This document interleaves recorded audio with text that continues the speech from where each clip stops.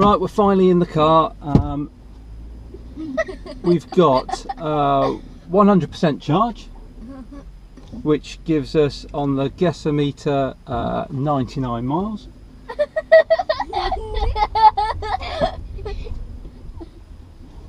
And our first journey. 1,000 years old. Thank you. And our first journey of the day is to school, which is who knows how far. That's the worst thing in the world, going to school. Is. Who knows how far it is to school? I think I do. Go on. 100,000 miles. 100,000 miles, not quite. We wouldn't make it. 10 miles. It's 6 miles to school. 6 miles. 6 miles there, 6 miles back. So most of my driving tends to be with B on, the full regen, and eco. The only time I really seem to take that off is if I'm in a line of traffic I'm looking to overtake or something, then I might take the eco off, or sometimes joining on short slip roads onto the motorway. I'll use it then. So most of my journey will be with the full regen on B and eco mode, and we'll see how we get on. The temperature today is 15 degrees at the moment, which is nice and warm. Obviously that does help. The journey to school, it's mainly country roads. It's quite windy and twisty, but most of the time with the school traffic and buses we just sit in traffic going out there. So let's see how we get on.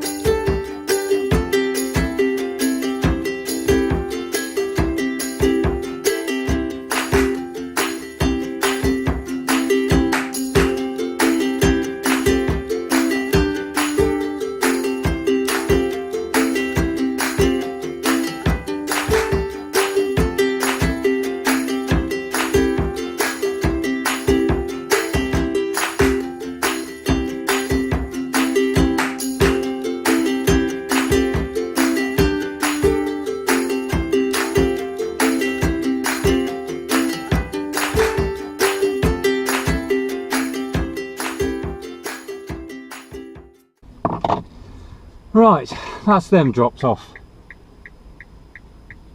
So I've got a few things on today. From here I've now got to head back towards home and then on to the next town. So we're probably going to travel about 8 miles now. So yeah, so my plan today is from here over to the next town. We're going to the gym for a bit, and then from there I've got to nip to the shops to get a few bits for dinner tonight. Then I think I might be meeting a friend for lunch today. That'll all be in the same town, and then back home, sort some bits out at home, back out to pick the kids up, then kids clubs, get them home and sorted, and then I'm working later tonight. So it'll be a journey which is about 12 or 13 miles to work. So a busy old day, plenty of driving. Should give you a good idea of what this car can do range wise. Now I'm able to talk to you without all the noise in the back. Range anxiety, I think I said this morning, it's something that I'd never even heard of, if I'm honest, until I started looking at EVs, and I started watching YouTube videos to see people's experiences and what I needed to look out for, and people started talking about this range anxiety. So of course I got it then.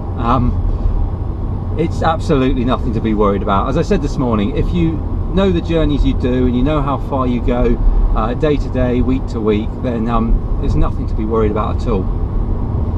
I think certainly the first week I had this car, I definitely suffered with it. Every time I went out I was watching to see how I could alter the mileage on the guessometer, how I could make it more. I think because we're used to driving petrol cars, when you start seeing 50 miles remaining in a petrol car, you're starting to look for a petrol station and the warning lights coming on. Of course you don't get that in here, but you still have the same feelings. You want to top it up, you don't think it's enough. But 50 miles for me is plenty with what I do. So yeah, so week 1 I definitely had range anxiety. Week 2 it started to ease. By the end of the first month it was almost forgotten, and now I've had this car for 2 years. It's not something I think about at all. Every so often it gets a little bit close, but not to the point that I'm overly bothered. There's always a charger nearby, there's always somewhere to go, and the only thing that is a little bit of a worry is what kind of charger you're going to end up at. Is it going to be a rapid charger, or is it going to be a slower charger? And again, there's more and more of these rapid chargers getting installed now, and the cost of them is where before it was free, and a lot of them you do have to pay for them, but actually it's not that much money. And of course, as our ranges increase, as cars develop more and more, the cost, for example, ecotricity, £6 for half an hour. In my car, if I turned up in this one with 20 miles left to go on a motorway, half an hour might get me another 30 or 40 miles, maybe a bit more, but motorway speed's not an awful lot more. £6 is quite a lot for that. If we look towards possibly the new Leaf, which they're talking about being 200 plus miles range, if I pull in with 20 miles left to go on there, 180 miles for £6, well, I don't mind that. That's more like putting petrol in the car, and as those ranges increase and increase, it's going to get cheaper and cheaper. So I don't see it as an issue having to pay to charge. I've spoken before about Polar Card, or the Polar Plus account. At the moment I'm still using it. We'll see how we get on with that, but again, if you look at the charges, you look at the prices on their website, most of the time you can charge for 9p per kilowatt hour, which I think is very, very good. So having left the school now, I'm a few miles home. I zeroed this trip at the start of the day. I'm 8.7 miles into my journey. I'm now showing 89% and 84 miles on the gasometer. I haven't put any aircon or anything on yet. I've just got the fan running without any aircon or heat on, and I'm just driving as I would drive normally, whether it would be in this car or a fuel car. I think, if I'm honest, actually I probably drive this car harder than I ever drove any of my petrol cars, just day to day running around, because it's so cheap to charge it up at home, and I don't worry about the range that I'm doing because of the reasons I've already explained. I probably do pull away a little bit quicker than I would in a petrol car.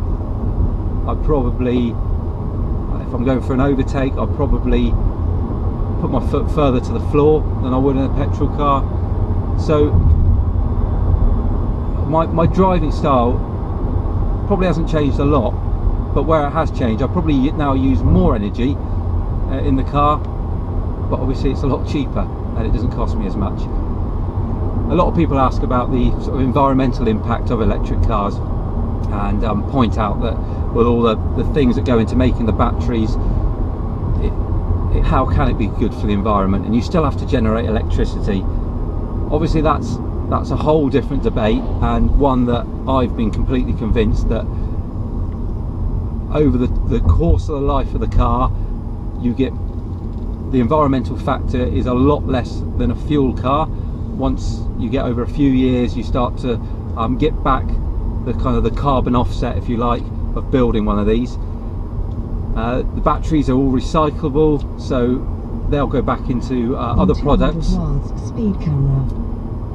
And obviously when we talk about the fuel, well, people are just thinking about fossil fuels to make electricity. Of course, we've got wind power, solar power. I think a few weeks ago in the UK, the whole grid spent the day on purely renewable fuels. So we're very, very close to it now. And of course, economies of scale, as we start to be able to afford more and more of the solar panels in our own homes, more and more of us will get them. They'll become cheaper and cheaper, and when they become cheaper, more people will get them. We'll all be able to run our own cars using our own electricity, using our own power, and it gets cheaper again.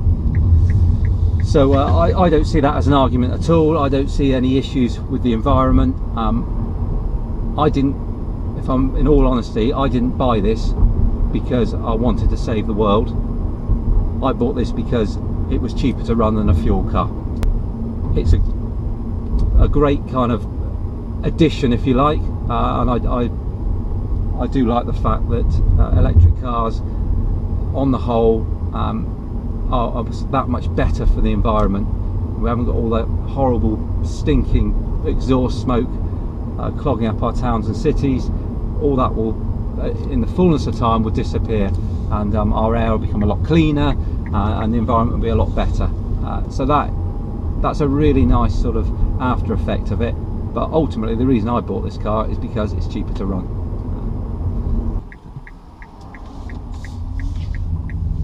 Here we go then, arriving at the gym. So mileage wise now we've done 16.5 miles. It's total chaos here as normal, so we'll try and find a parking space. 83% battery we're on now, with 83 miles left on the guessometer. To be honest, the whole way here I've just sat in traffic, so it's I've not been going particularly quick. There's me, people abandoning cars everywhere here.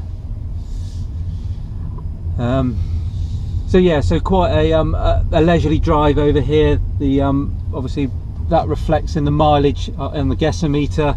So I'll be in here about an hour now, and then I'll be back out, and we'll go shopping. Right, that's that done. It's hard work today. What are we now?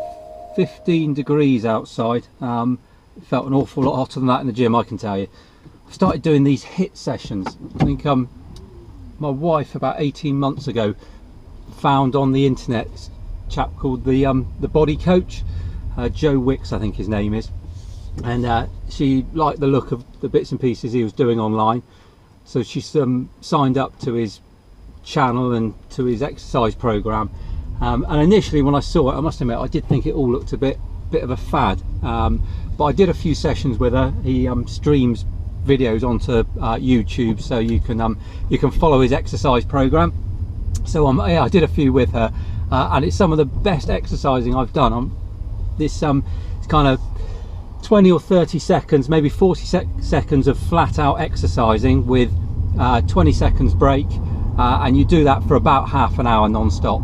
And as I say, I mean, I've been working out and playing sport and doing all sorts of different things most of my life, but I've never felt as fit or as strong as I have done since I've been doing that. Just going to nip into the local supermarket here to grab some bits for dinner tonight. Actually, it's a little supermarket. They've only just built it here, and I was reading online this week. I think it's Pod Point have got some sort of collaboration with Lidl now, and they've started installing rapid chargers at some of their stores. So we'll see if one comes here. That'd be really handy.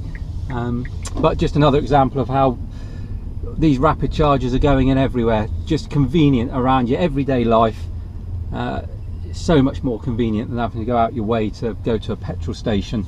You can just carry on, go shopping, plug in while you're in the shops.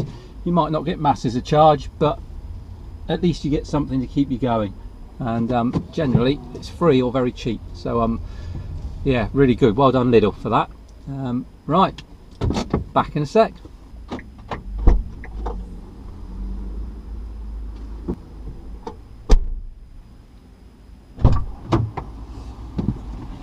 Right, that's that done. Actually, that just was another good feature I wanted to point out.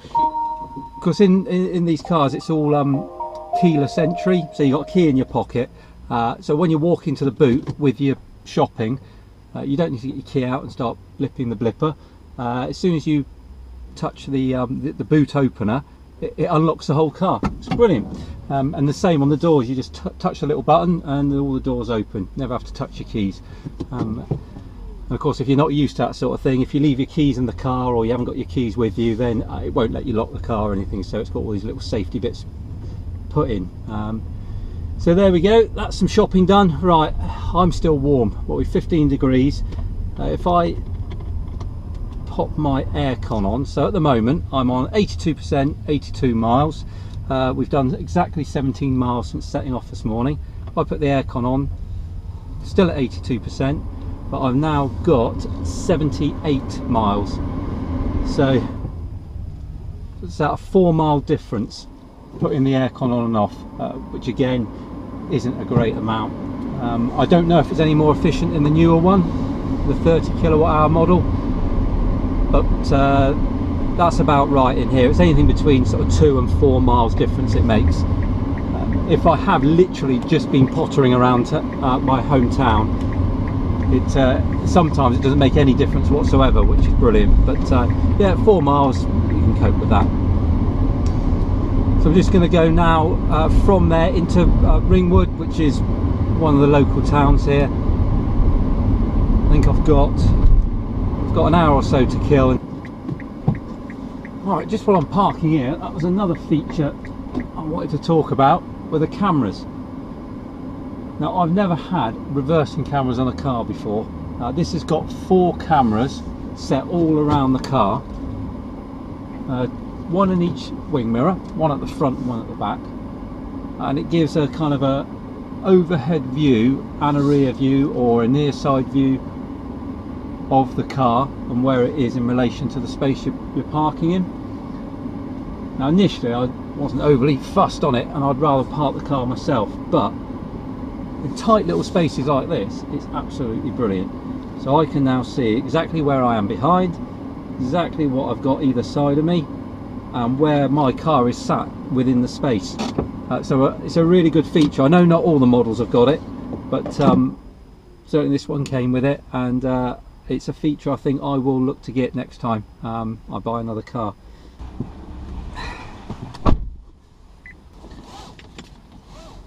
Right, there we go.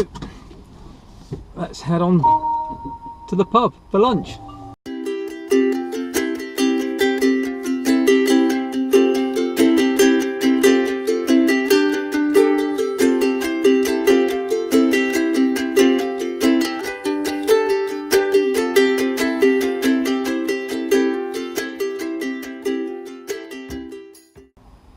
I've arrived. I'm a bit early, so I'll wait here before I go on in, but it gives me an opportunity just to talk about something I was reading whilst I was having a coffee. For the first time in ages, I actually got to sit down and have a coffee and read some news, which was quite nice. But one of the articles I was looking at was an article about the gigafactories. These are the factories that produce the batteries for the cars, looking towards the future. Tesla's obviously built one of theirs, they've got another one coming. And other car companies seem to be following suit now, which is only going to be a good thing, because you think about the economies of scale, how these batteries now, not only are they going to be developed a lot more quickly, we're looking at sort of further or longer ranges, and the research and development that needs to go into them. If we've got more factories, we've got more people working on them, clearly that is going to increase the speed of production and increase the speed that we get these longer battery lives. Reading the article, Daimler, it looks like they're about to start building one in Germany, which obviously will cover the likes of Mercedes. So that's a good start. But there's also, kept it here, there's some other countries that are looking at building as well. So they were talking about Sweden, Hungary and Poland have all got plans, and the likes of Volkswagen and Renault getting involved in it. Once we start getting into these mainstream cars and these big factories being built, then the price of these batteries are going to plummet. In that article they're talking about up to like 43% reduction in price. Where they've based that I don't know, but it makes sense. As I said, economies of scale are such that the more we're producing, the more technology and research that goes into it, the more the materials become available, the more that are bought, everything, all the prices reduce, and the more people that buy these electric cars, the more competition there's going to be. So it can only be a good thing, really. We've had that kind of, I guess, the dawn of the EV. People who got on the bandwagon really early on, several years ago. It was a really brave thing to do. I guess, came in on the second wave of it. So 2 years ago, when the technology was kind of proven, the range obviously wasn't amazing, and that is still being addressed, and this will address it further. But yeah, I came in on kind of the second wave, and now this third wave, which they're comparing to like a Model T moment in car manufacturing history, that these are going to become the mainstream. People are now looking away from their diesels and their petrol cars. They're looking for an alternative, and this is now a viable alternative. There's no doubt about it. Just in Ringwood there, it's just a little kind of market town on the south coast. I saw 3 electric vehicles in the 40 minutes that I was walking around. They are everywhere now. There's chargers everywhere. There's no doubt that, in my mind, this is where the future of the automotive industry is going. We talk about hydrogen fuel cells. Obviously there are some big companies that are pinning their hopes on it. They are still developing them, and they're still looking towards whether they will be the replacement rather than electric. Don't get me wrong, I don't know the ins and outs of everything to do with it, but to me the hydrogen fuel cell it's another battery. It's another way of storing power to use, and from what I know of it, it's not as efficient as the batteries that we use in the electric cars. It doesn't hold as much power. Cost wise, I don't know how that's going to pan out. There's I see now there are a few filling stations, but it's not something, I haven't seen the cost of it, I haven't driven one. It almost feels to me like that kind of VHS Betamax moment, for those of you that are old enough to remember that. I think we might run this kind of dual battery fuel system for a while, and ultimately one of them will become the norm. For me, I think the electric vehicles will become the norm, and I think the hydrogen might fall away. So yeah, so for me, the electric vehicle, I think, is going to be our VHS. I think this is going to be the way forward, and I think the building of these extra plants, these gigafactories, it just shows the investment and the trust that these companies, these big automotive companies, have got in electric vehicles, and the fact that they are the future, they are where we're going, and I think this next generation that we're rolling into now, I think that's going to be the foundations that everybody will look at, and everybody now will start to consider electric vehicles more so than they ever have done.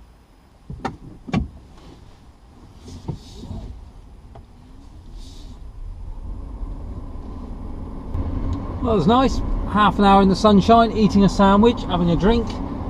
Now I've got to get back out on this road, which is straight onto a dual carriageway. So eco is off. Wait for a little gap and make the most of this instant torque. Fantastic.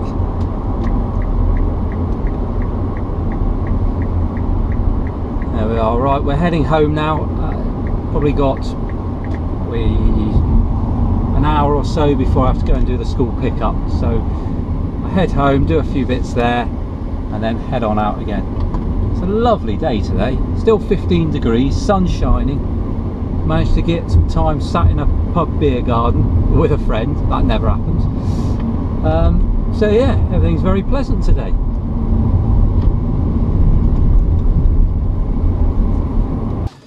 Right, back to school for the pickup. Some 18 degrees now. So we've got 72% of battery, 72 miles on the gasometer, which is about to go down because I'm putting the aircon on. That's gone down to 68. And so far today we've done 22.8 miles. So we've got another 12 miles now to get there and back. And then quick bit of dinner and out for kids clubs later on. That was another feature I wanted to just talk about. I've just remembered. It would have been easy to forget on a day like this when it's nice and hot. I spoke about the air conditioning and how that drains some of the battery, and we've been finding today it's about 4 miles as soon as I turn it on. It's the same with the heat in here. But what I found is with this particular model, it's got electric heated seats, and that's front and back, and a steering wheel, and it's also got the timer or the app that you can use to turn the heat on in the morning. So while the car's plugged in at home, I can have it warming before we even get in the car, so it de-ices itself and it's all nice and warm for when people get in, and that doesn't use any of the battery because it's still plugged in. So my point here is that although it does take some of the mileage, actually if you start to think a little bit differently about it, you don't have to be using the heat to warm the car all the time just off the vehicle battery. Now the seats and the steering wheel, they run off an auxiliary battery, so turning those on has no effect whatsoever on the range.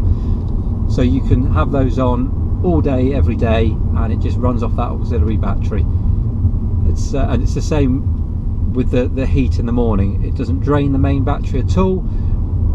All that happens is you get in a nice warm car, you have the seats nice and warm, you have the steering wheel nice and warm, and you don't have that reliance on turning the normal heaters on as soon.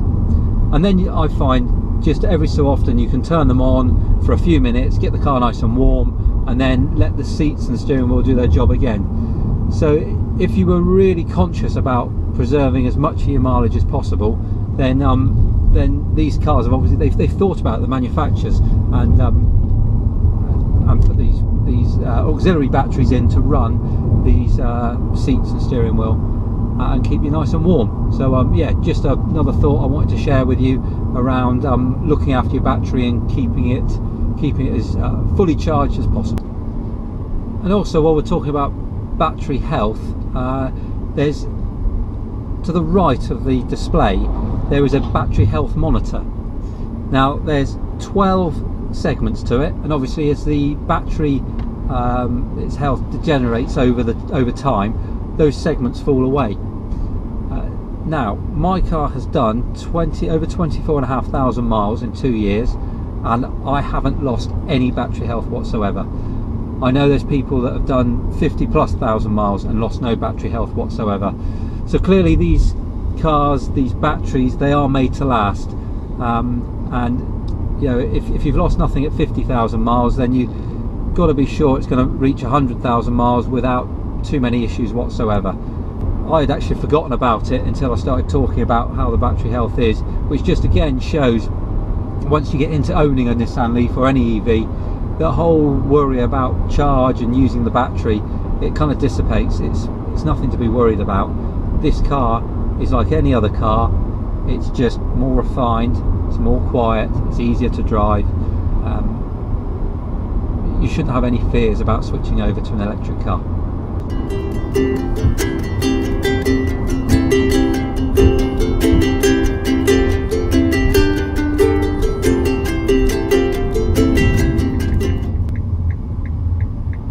That's just reminded me, braking there, what have I just travelled? Probably two, maybe 3 miles on a little windy country road,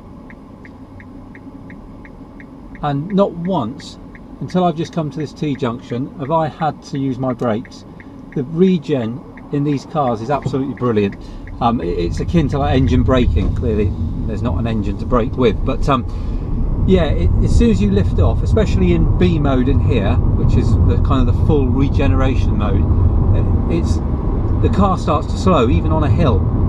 And of course that mixed with the knowledge that you're recharging your battery, it works really, really well. And I actually find it makes my driving a lot smoother, because before with a petrol car, unless you were in a low gear, there wasn't really much engine braking. So having come off of that road I've just been on, I probably would have been in 5th gear coming down towards the junction, and I would have had to brake before I got to the junction, where there I lifted off several hundred meters before it, and then I had to reapply the accelerator. And you kind of use it as you almost balance the accelerator between when you want it to be braking and accelerating, or even just almost neutral, just sort of drifting.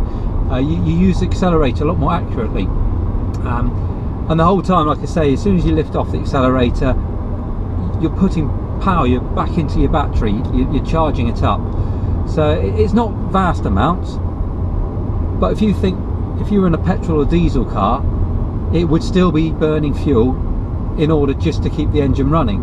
But with this, you're doing the exact opposite. So all those little bits over the course of the day really help. Just another little thing I've thought of there that I've forgotten, that as I said before, all these things you just get used to driving an electric car every day. It becomes the norm and it becomes second nature in what you're doing. And it's not till you start thinking about it and wanting to tell other people about it that you remember. Now I'm coming down into a village now. The whole time from the top of that hill, my foot has been off the accelerator. I've been recharging my battery the whole way down. Really, really good feature.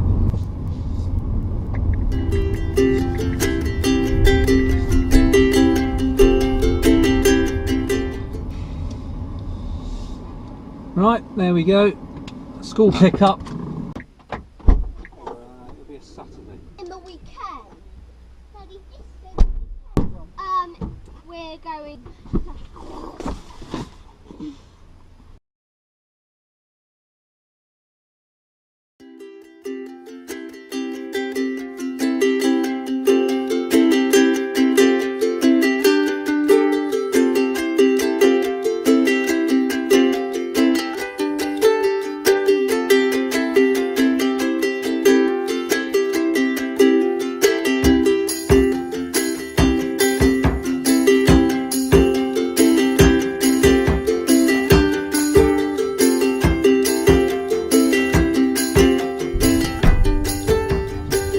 I'm pulling up at home again. So the update is we've done 35.4 miles today. We are on 54% and we've got 53 miles left on the gasometer. No, we've got 160,000 charge left. If only. Wheeling. Right, we're off again. Back to the gym for street dance for Annabelle. It's about 5.5 miles away, so we've got another 11-mile round trip now. What do you think about this car, Annabelle? Well, it's okay, I think. Could be a bit tidier. And whose fault is that? Yours. I don't think so. In our big car, there's not a screen, so we can't see so we have to look behind us all the time. Oh, the cameras. But we've got a camera in this car, so we can just look into the screen and That's good, isn't see it? behind. When I'm really cold, I like the way that there's just a little switch on one of the seats. You can choose what you want it to be. So like For the warm seats. yeah. Here we are back at the gym again, ready for street dance. We're gonna drop Thomas off with Mummy, aren't we, Thomas? So look out for her. Can you see her anywhere? Yes, I can see her. There she is, look. And then we'll take Annabelle in for a street dance. Bit early. Here we go, just arrived. We are 50%, 49 miles on the gasometer. The temperature now is a scorching 21 degrees.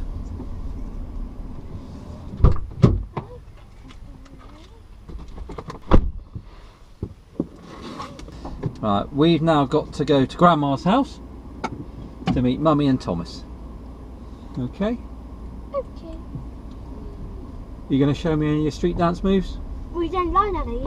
Oh, have you got any that you can show me? Could show you one. Go on, show me. And then you got this arm, and then you go over like that, and then you like a box, and then you squash the box. Squash. Oh, I see. Is that how you remember it? Yeah.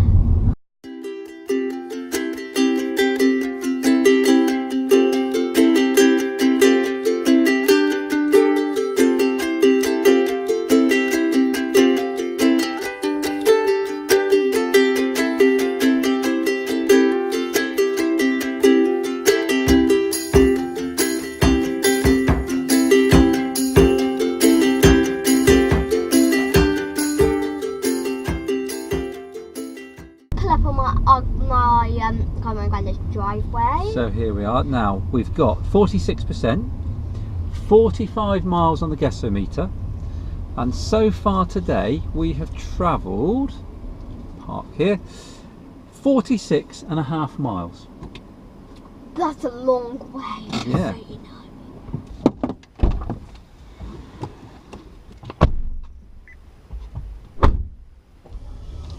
Bye! It's a race and we're gonna win it, Thomas and Mummy! Now we have just done 10 mph. That's miles per hour on the top. So down here, look, 46%, 47 miles left, and we've done 47.5 miles. Right, off to work now. My journey to work is about 12 miles, give or take. So it's a 24-mile round trip.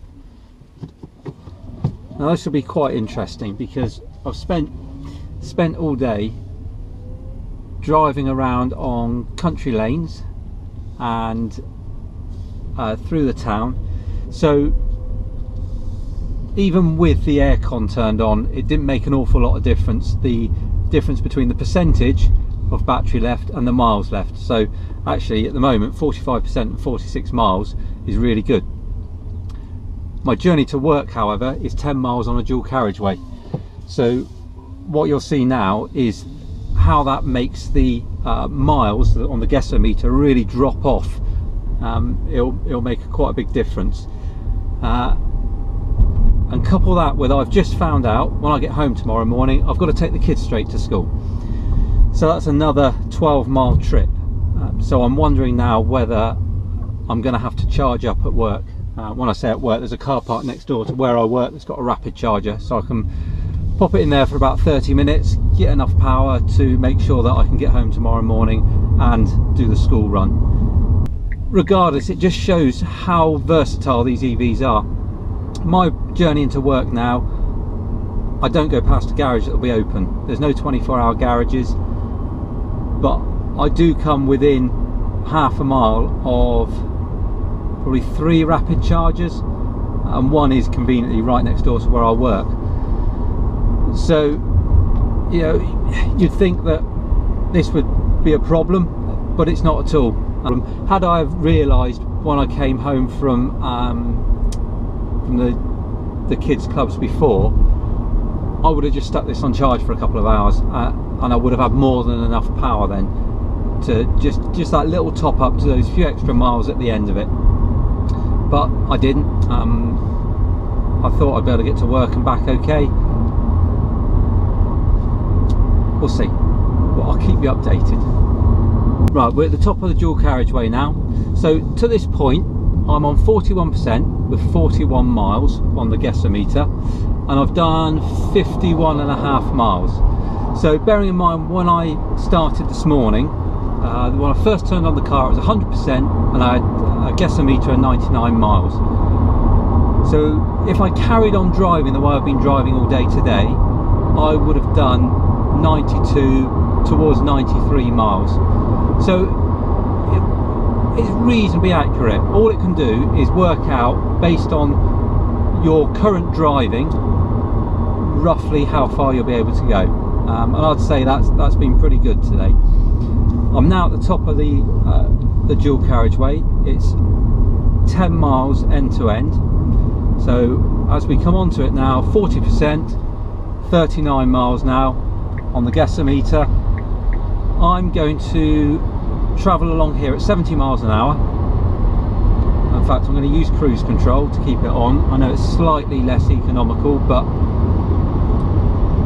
there we are. We're set to 70 miles an hour, and we'll see what I've got left at the other end. And it'll be interesting. You'll be able to see the comparison between the normal driving that I do around the town and on the country lanes compared to now on a dual carriageway.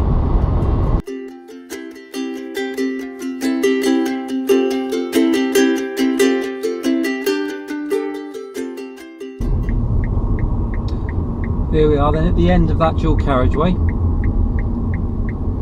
Just heading into the town centre now.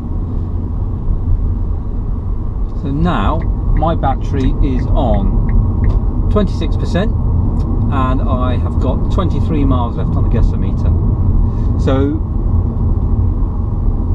I've pretty much halved what I had 10 miles ago, where before it was more or less 1% to 1 mile. I've now halved that. So as you can see, I could comfortably get home now, wouldn't be a problem. But I'm not going to be able to make it for the extra 12 miles to school and back. So I'm going to have to plug in at the rapid charger here for half an hour. That'll give me, well, it should at least get me back up to 80%. It might even take me a little bit beyond that. So I'll then have plenty of power in the morning. I won't have to worry. The place I'm going to plug in, it's a rapid charger. It works with Polar Plus, which I've got an account for. If you look at some of my other videos, there's a video that I talk about that in. Basically, it's after initial kind of free subscription, you pay a monthly fee, and then I will now pay 9p per kilowatt hour to top it up. You might as well see how this thing charges up. So Polar Plus card, you jump out the car. I've already opened the flap.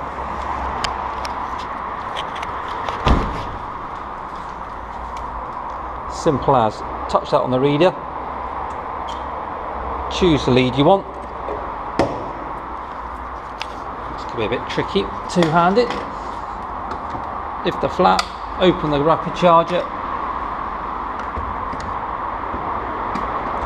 plug that in, hit start.